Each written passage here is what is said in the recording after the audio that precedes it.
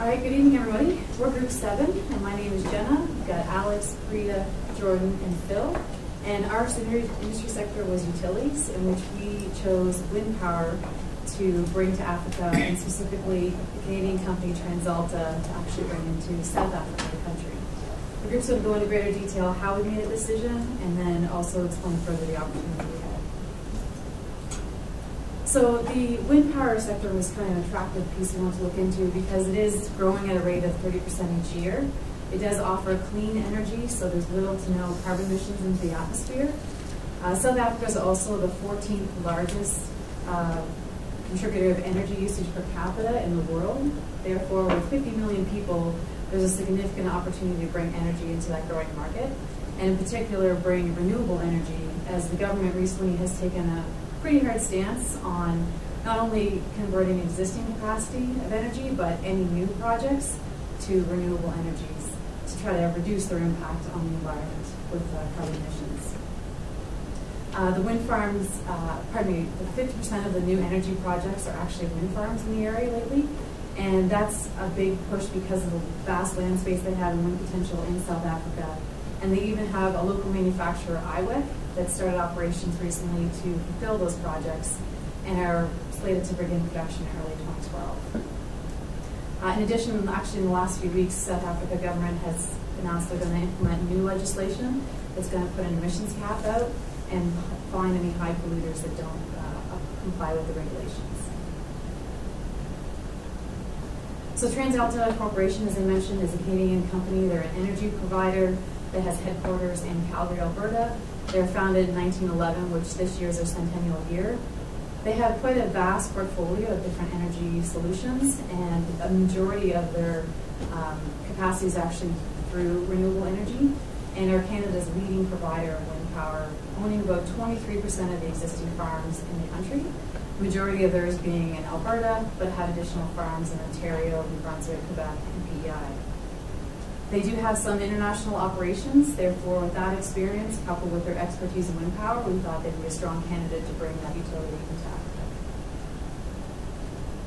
TransAlta, with an increasing global presence, has a current strategy to operate its facilities that are located in Canada, the United States, and Australia. These facilities span energy types such as coal, hydro, gas, geothermal, wind, and biomass. As part of TransAlta's alternative current strategy, it includes maintaining its role as a leader in renewable energy. As well, for future capacity expansion, it wishes to set aside a majority of that expansion in the area of renewable energy. To select a country for expansion, we looked at Africa initially with a wind potential map. So this map here plots out wind potential throughout the continent. From here we were able to select a short list of countries, including Morocco, South Africa, Kenya, Madagascar, and Egypt. So from here with the 5 countries, we were able to create a decision matrix and look at the electrical infrastructure, the potential for future energy as well as demand. And so this chart here actually plots energy usage for South Africa compared to the world, which is located right below, and the other countries that we're looking at. Once we have narrowed down the list to South Africa, we've narrowed our search to the internal regions to South Africa, including Western Cape, Eastern Cape, and the KwaZulu-Natal region. We further narrowed down to South Africa and the Western Cape region, mainly based on population density and location towards IWEC, which is the local or the regional wind turbine manufacturer. Looking at the South African environment, there's a large social class disparity, and this is due to a wide income in the gap between the wealthiest and poorest individuals, and this is strongly influenced by the legacy of apartheid, which is a racial segregation system that was enforced by the National Party government in South Africa between 1948 and 1994. There's a 25% unemployment rate currently in South Africa, and the government is actively looking to address this issue, which presents a great opportunity for TransAlta. There are low education levels in South Africa in general. However, Western Cape, the province that we have chosen to set up our operation, is the most highly educated province with a very skilled workforce compared to the other African regions. There's 11 national languages spoken. However, English is commonly the language spoken in public, and it's the language of commerce. There's currently a stable government in place. This past May, they held their 4th post-apartheid local government elections. And the post-apartheid governments have made tremendous progress in peacefully uniting the nation's transition to democracy. There's been frequent blackouts due to stress on the existing energy resources.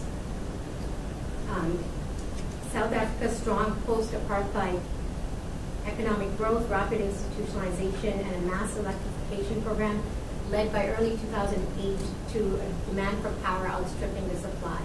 So that's what caused the frequent blackouts, and the margin between the national demand and available capacity is still low, especially during peak hours.